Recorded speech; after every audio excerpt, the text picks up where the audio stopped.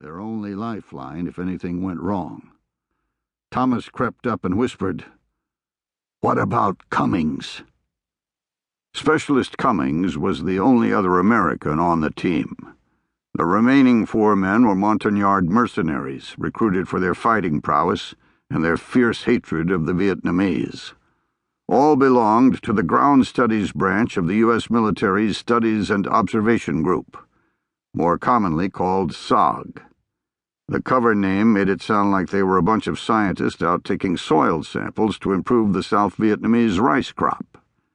In reality, they were Special Forces soldiers who'd volunteered for top-secret cross-border reconnaissance missions into the country's neighboring Vietnam to develop intelligence on enemy movements down the Ho Chi Minh Trail.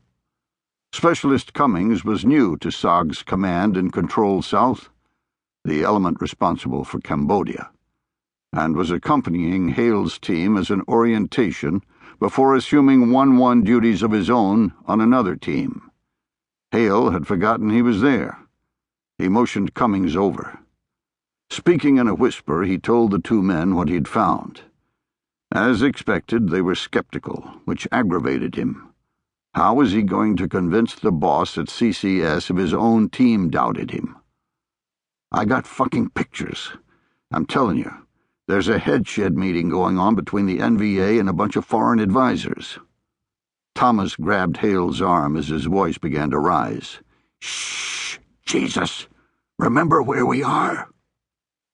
Hale abruptly became quiet, with the entire team straining to hear anything out of the ordinary in the jungle growth.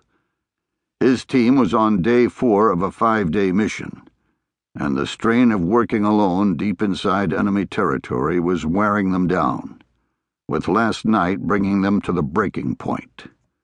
They had pulled up into the RON just as the sun began to set. After the darkness had descended, a black curtain that was claustrophobic in its intensity, they had noticed fires all around them, winking like fireflies and extending off into the distance. Cooking fires for a large number of people. Somehow they had managed to penetrate inside the perimeter of a large enemy base camp without either them or the enemy realizing it.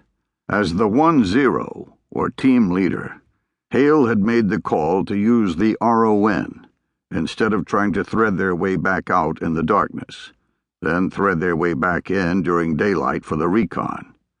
The night had been sleepless, but the decision had paid off big time. All they had to do now was live to talk about it.